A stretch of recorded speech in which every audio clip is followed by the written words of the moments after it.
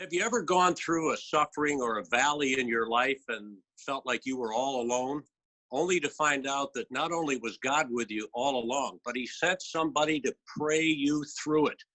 Hello again, everybody. I'm Tom Pippins, and we are with Steve the Homer True. We call this My Faith with Homer and Pip. We're produced by Brent Young, and I believe that our special guest, a good friend, can relate to those words. So, Homer, as always, you're the straw that stirs the drink.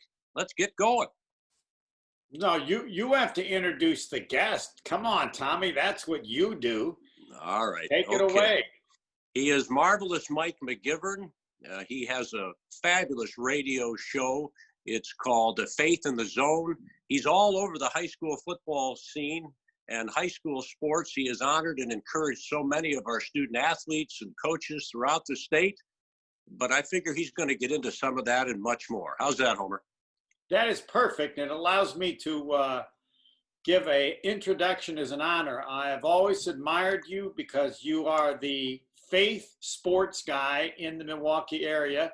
You've been willing to do that, and I've always been scared and never really wanted that high on the moniker. So I honor you and have an immense amount of respect for your willingness and wish to do that.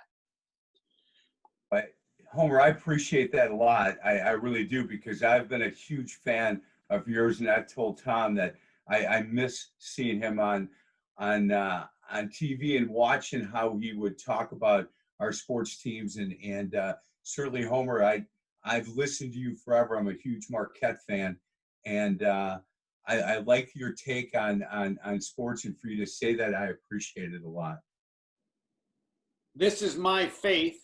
Yours is clearly very strong, given your position that you want everybody to know. You like sports, but your relationship with God is stronger. How did it start, or how did it get to a point where you were willing to be so strong and so public? No, boy, Homer, I grew up on the east side of Milwaukee, and we went to a Catholic grade school at St. Peter and Paul, and I went to Mesmer High School. And back then, I'm an old grandfather of 4. Back then, the nuns would hand me the Bible and say, "Hey, look, carry it. You don't have to open it. Look good carrying it, Mr. McGivern, and we'll tell you what's in it." And so I went through, early age, and went through high school carrying it when I was told to carry it. And I believe that I knew Jesus Christ the way that I knew Abraham Lincoln, right? I knew all the stories, but I didn't have any kind of relationship with him. And it changed 17 or 18 years ago for me. And I was doing what I think people, sometimes do. And being 100% Irish, we get a lot of fights and we drink a lot. That was kind of who I was and what I did and who I was, I thought I was. And that was getting a little bit out of control. And my wife, her and I started holding hands the day after we graduated from high school at Mesmer High School. And we've been together ever since. And, I came home late one night and she was waiting up for me. And she said, "You know what? You got to knock this off. I don't know what you're doing." And we had this conversation, and she said, "Where I am in my faith, I don't believe in divorce. So you're going to have to make a decision, and you're going to have to either become the man that I know you can become, or you're going to live the rest of your life in a loveless marriage." And she's all of about, 5'3", about 115 pounds, Homer, and she scared the heck out of me. She really did. And 3 days later, I went down to Eastside Baptist Church, where she was going to church at that time, and I would go at Christmas and I'd go at Easter. And I knew the pastor there a little bit, and I waited for the Sunday service to leave, to get out, because I was embarrassed. I didn't want anybody to see me walk in. And I walked into Pastor Darrell's office, and I said, "Hey, I need a few minutes. I need some help." And he said, "Come on in, close the door." And I started to tell him what I was there for, and he said, "You said I knew you'd come." And I said, "Excuse me?" He said, "I didn't know when you were going to come, but your wife has been praying for you for years. I knew you'd come. I just didn't know when." And he said, "Look, if what you're looking for is a 12-step program, I'm not your guy. And then he held up the Bible and he said, "This is the only way I can help you." And I said, "That's what I'm looking for. That is what I'm looking for." And we spent about a year where he discipled me, and we went through the Bible, and it was life-changing for me. You know, I didn't know what it meant to have a personal relationship. I didn't know what it meant to be born again and to accept him as my Savior. And I certainly do know that now.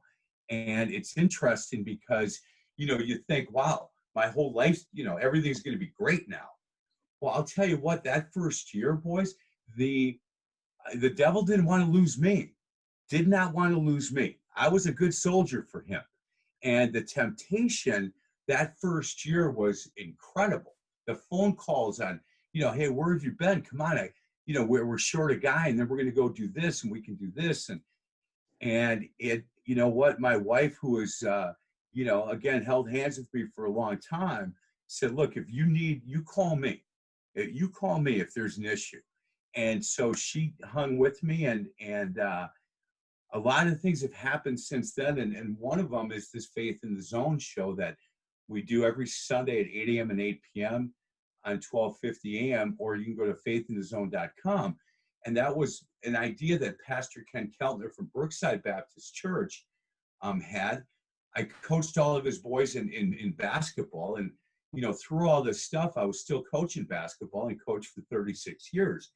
And he said, "Hey, we should maybe do a podcast and think about kind of what you guys are doing now." He said, "Maybe we should have one sports guy on and see how it goes." And I said, "Well, why don't we do a radio show with that?" And he said, "Where are we going to do that?" And I said, "Well, the sports station I work at." He said, "That's a secular sports station, right?" I said, "It is. Let me go talk to the management team there." And I went in, and we had 3 different managers back then. As you know, Homer, everything changes in time. Everything changes in this business about every 15 minutes. And there's 3 guys, and 2 of them I thought I had a pretty good shot with. The 3rd guy, very much a non-believer, and I thought, boy, this can be a tough putt. First 2 said, "Yeah, give it a shot." The 3rd guy had some questions for me, and at the end said, "Look, this thing has a 6-month shelf life. If you do this for 6 months, I'll be shocked, to be honest with you." Well, we just started year 7 of this show. And the toughest thing to do, I have found sponsors for it. You know, all of that part is good. But to find guys that are willing to get up on the mountaintop with us and have that conversation has been probably the most difficult part. But there's a couple of guys that have really bought into what we're doing throughout the country. And man, the Lord has been good. I will all of a sudden not have anybody in the funnel for, you know, next week. And I'll get a call from one of these guys saying, "Hey, look, I just went on a missionary trip with 3 ex-Major League Baseball players. And I told them about your show. Do you have any interest?" I'm like, "Yeah, I have a lot of interest." And all of a sudden, the funnel gets full really quick. And the funniest story with that, and I don't mean to keep rambling, but it was really interesting to me. 3 months in, I didn't have a guest. It was a Wednesday. And I didn't want that manager to be correct. And I was driving home, and we live off of 88th and Burleigh, and we have a park across the street from our house called Cop Park. And I drove in the first time I'd seen this, but there was a whole bunch of people, probably 200 African-American kids and people doing grills. And I thought, I wonder if that's a church group. And I went around the corner, and there's a guy about my age getting out of his car. And I said, "Hey, is this a church group?" And he got a little offended. He goes, "Is there a problem?" And I said, No, I'm wondering about your pastor." And he goes, "Hey, are you Mike McGivern?" I said, "I am." He goes, "From Faith in the Zone?" I go, "Yeah." He goes, "Our pastor played college basketball. You got to come meet Pastor Marlon Locke."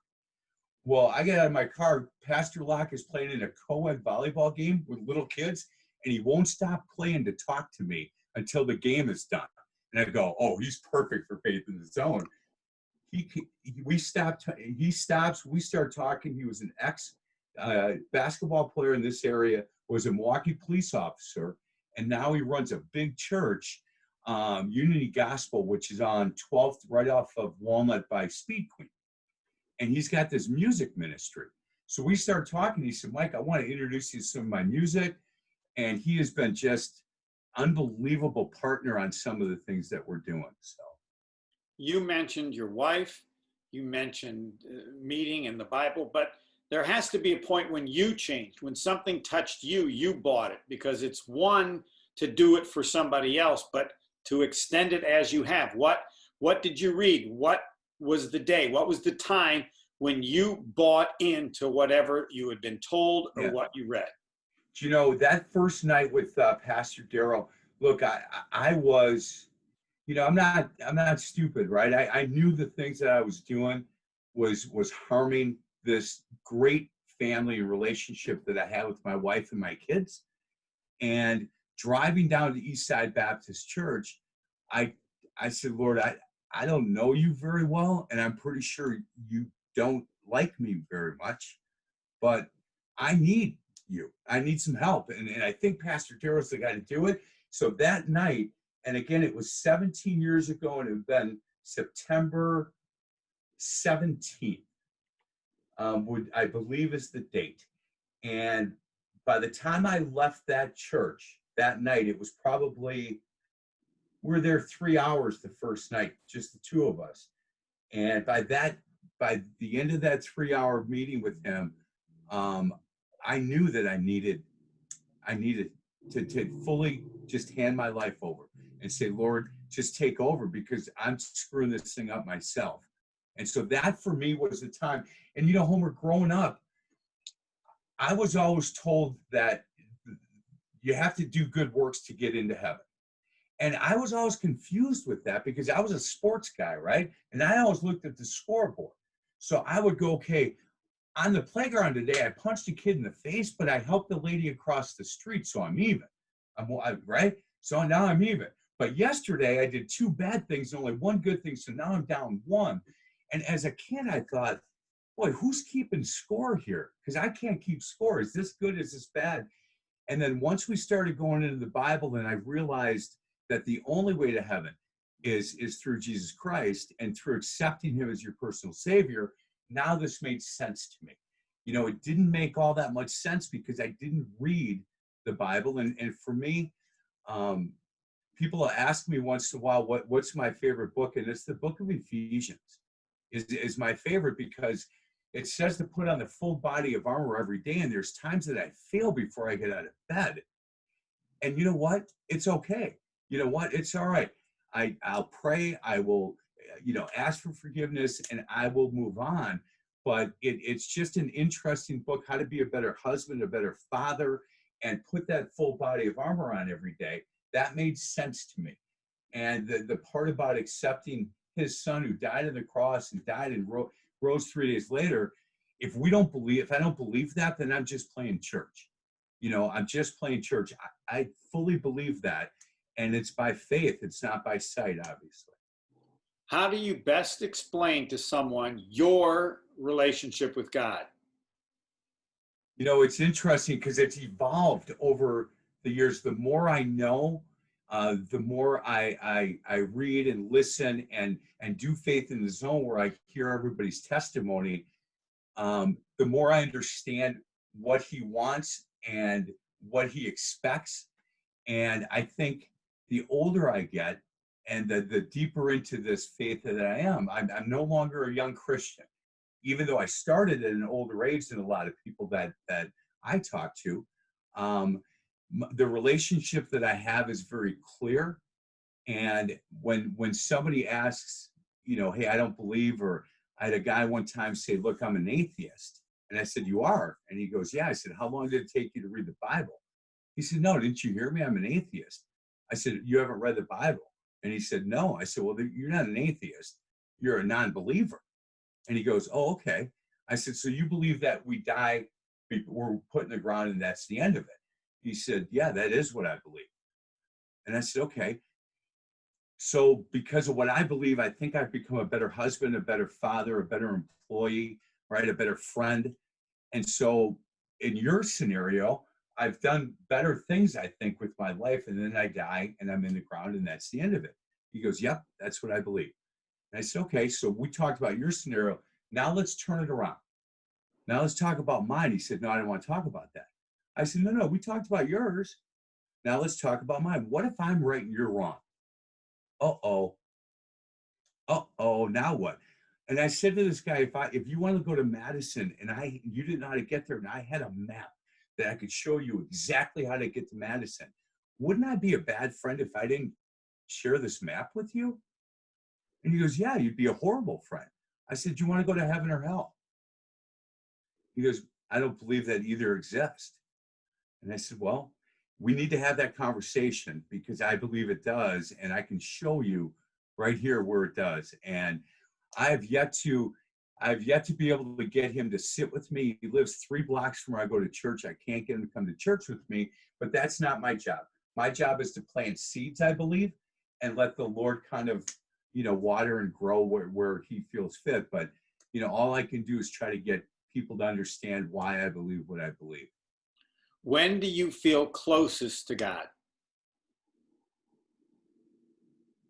Boy, it's going to sound weird, but as I'm interviewing some of these guys on Faith in the Zone, we've come up with what we believe is the template for a really good show that gets a lot of response. And that is not to open up the show and open the book, the King James Version, and go right to the Book of Ephesians. We don't do that. We talk a little smack. We entertain that first segment, and then we ask for their testimony.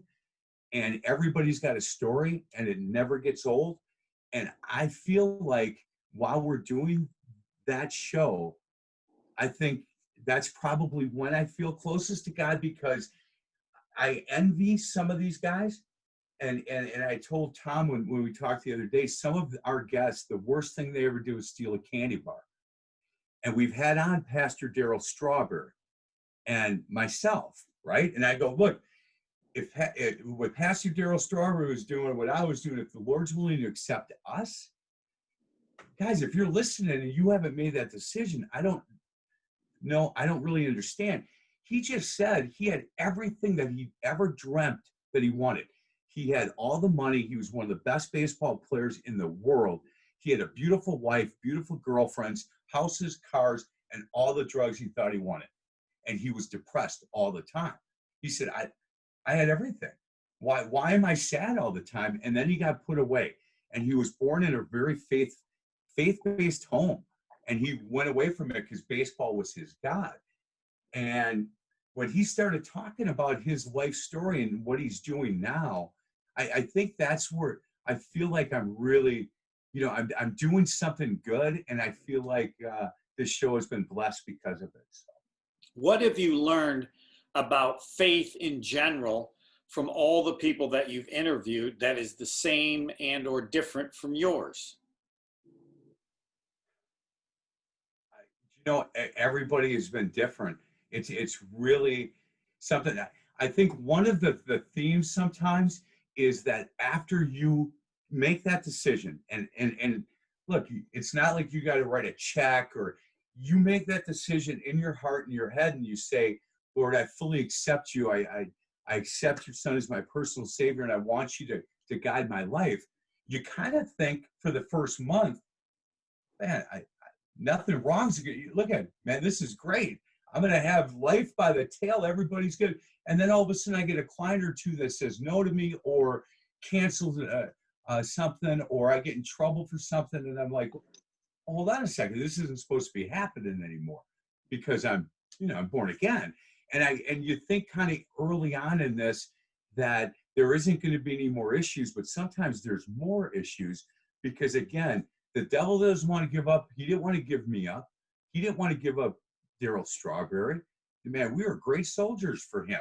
So that part of it was interesting to me, was that first couple of months of me now going, hold on, I didn't think this was the way it was going to be. And I hear people on Faith in the Zone saying a lot of the same.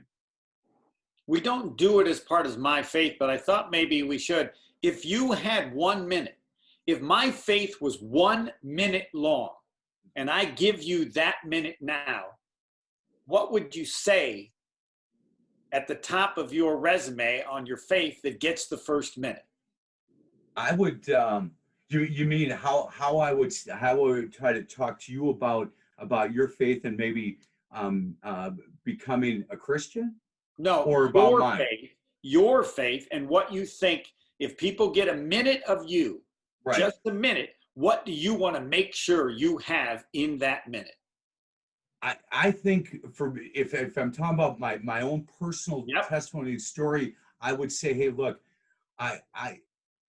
my wife prayed for me for years that I would figure this out. She couldn't hit me over the head with the Bible because I wouldn't accept it. And I was so negative to it by saying, hey, don't drink the Kool-Aid in that cult that you're going to every Sunday.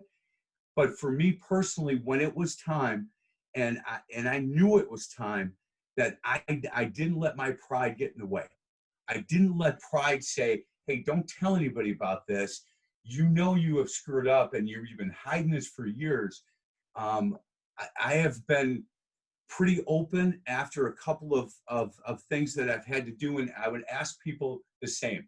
You know what, if this is your life story, don't be embarrassed by the things and all the screw-ups that you did years ago, because there are people that are living the same life that you lived back then that might need to hear your story. Tommy. Mike, men talk about, thanks, Homer. Men talk about lots of things, sports, a lot of superficial stuff. But we don't talk about love a bunch.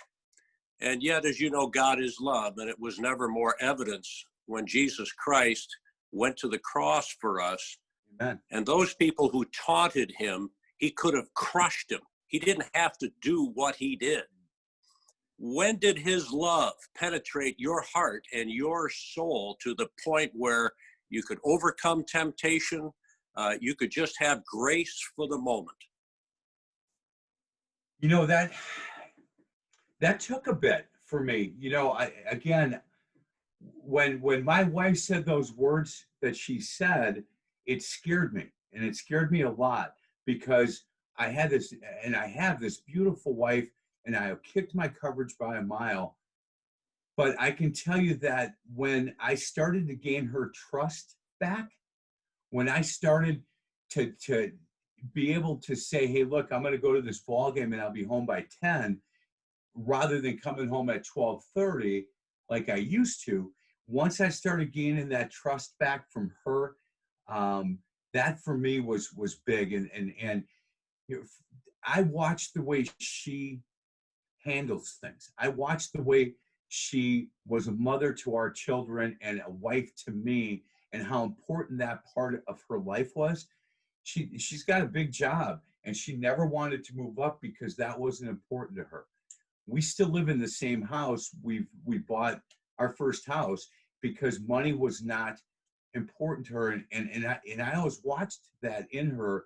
And I think the love that she has shown me, I finally kind of fully accepted that she wasn't going anywhere and I wasn't going anywhere, and we're going to hold hands for a long time. And I think I'm telling you, she's a godly woman that has shown me a lot on how to act and how to be a better husband and a better father. Like Homer, you have a gift for connecting with people, not only with your public forum, but also as a speaker.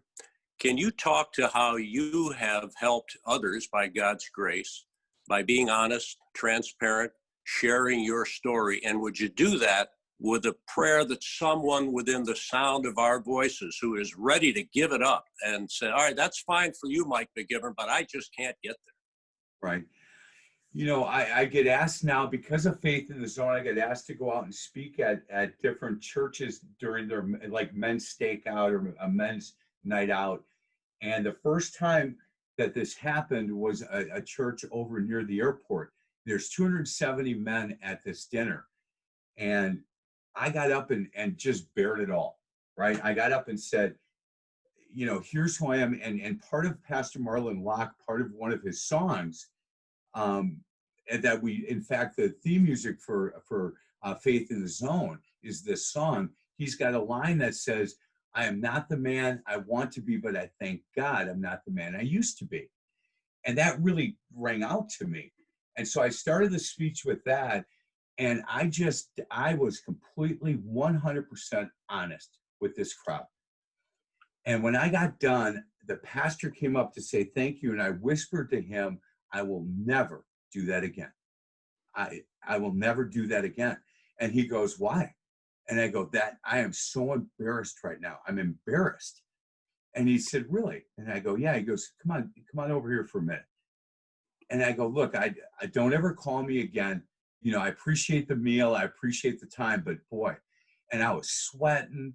And he goes, so you're embarrassed by that, huh? I go, I am. He goes, there's 270 men out there, and there's 50 that are dealing with the same issue that you dealt with prior to you accepting Jesus Christ and all the issues you were doing.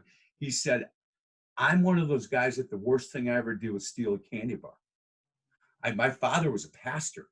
I've been a pastor. I've been a pastor's kid that was, you know, I accepted Jesus Christ at the age of 7. I've never had a drink. And those 50 won't come to me. They will not talk to me about their issues, but they'll talk to you. I said, be quiet, quit talking to me. I don't want to hear from you anymore. He said, Mike, this isn't about you. It's not about you. You're embarrassed. Look at what you've done. Look at how, you know, your life has been transformed. You can't stop now. You have to tell your story, because other people will feel a need then to come talk to you about it and say, how did you get through this? How did this work for you? And then you can tell them, because they will not talk to me. And, you know, I was kind of mad at pastor at that point, saying, man, I don't know if I want to hear that. And he said, don't forget, this is not about you. And I said, okay. And so that for me, and it still isn't real comfortable to get up in front of, I don't mind speaking. I can talk about the flex offense for 3 hours in front of 400 people, you know, that kind of stuff.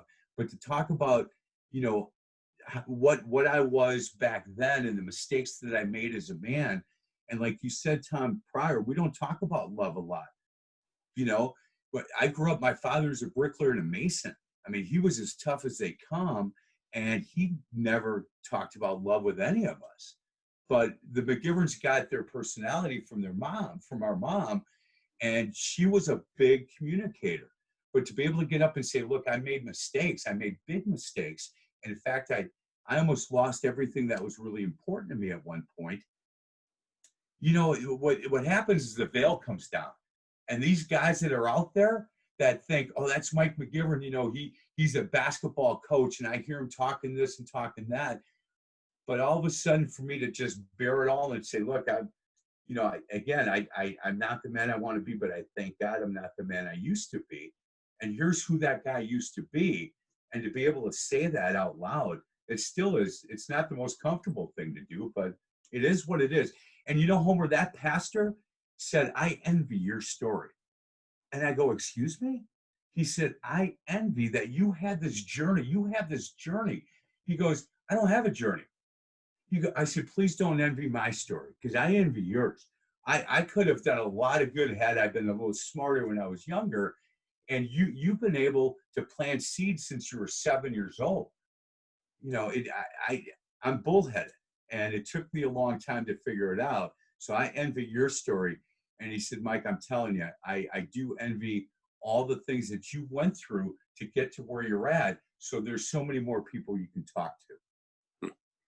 Homer, anything else from you, my friend? Yes, one last one.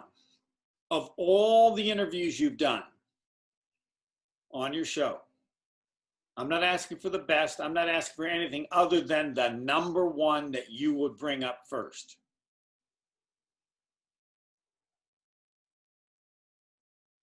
The one that had the most impact on me, or that was most fun, or whatever, for whatever reason you want. You only get to mention one show.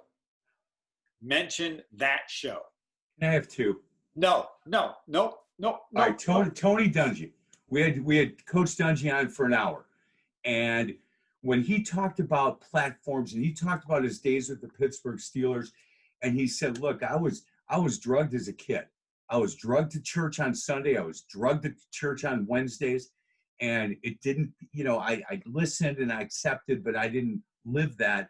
And then I started playing for the Pittsburgh Steelers, and that locker room was so impressive with Stallworth and Shell, and these were strong Christian men that lived their conviction.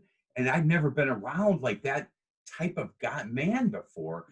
And the impact that the Pittsburgh Steelers had on Tony Dungy, and as he talked about his platform, and everybody has a platform, that would be the #1 show. And I don't know if I say that, Homer, because that was a big get for us, but we talk about the platform side of that. And I know you only gave me one, but Mike Lightfoot, who's a Division III basketball coach in Indiana, I have to give you this one. Because Homer, he's a Division III basketball coach in Indiana who came on the show and said, look, I was really strong and comfortable in the locker room, sharing my faith with my players and my staff. And I walked out of the locker room and I struggled. I really struggled. And I took a class at church and I bought this book and that book and I couldn't figure it out. And then I bought a book called I'm Not a Fan. And I spent $3 on that rubber bracelet that you put on your wrist that said, I'm not a fan. And he said, I'm in the grocery store and I have that on. And a woman comes up to me in the produce department and says, who aren't you a fan of? And he looked down and he said, I'm not a fan of Jesus Christ. And she said, excuse me? He said, I'm not a fan because fans sit on the sidelines. I'm a follower. Can I tell you about it?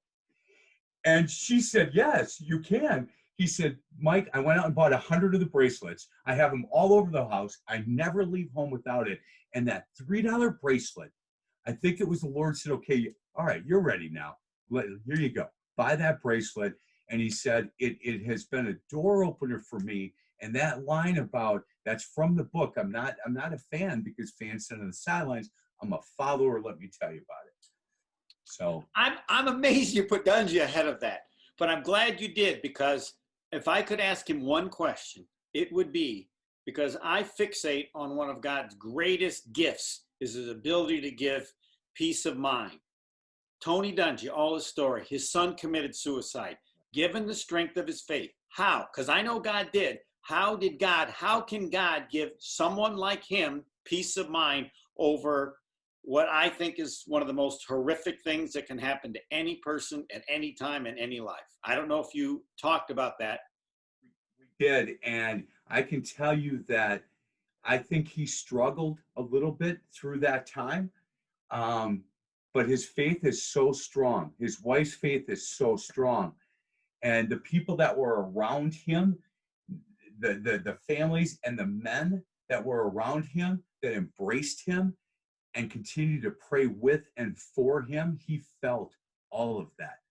And, you know, look, I think he would be lying if he said I didn't question it, and, you know, right after, because the pain that obviously, you know, he went through. But boy, he was impressive. That whole hour was really, really impressive. And Homer, I got to tell you, after all these years, there, you know, the Bobby Bowden, that's what's cool about the show. We've had on Pastor Darryl Strawberry, Pastor Randall Cunningham, Dungy, Don Beebe, Tom Roy. When I talked about earlier, guys that have been so helpful for us. He's a Grafton native, pitched for the San Francisco Giants. He's probably he might be 70 now. He did missionary trips for the company called UPI that he founded with professional athletes, and he's gone everywhere in the world. And he's my friend. He's a really good friend of mine now.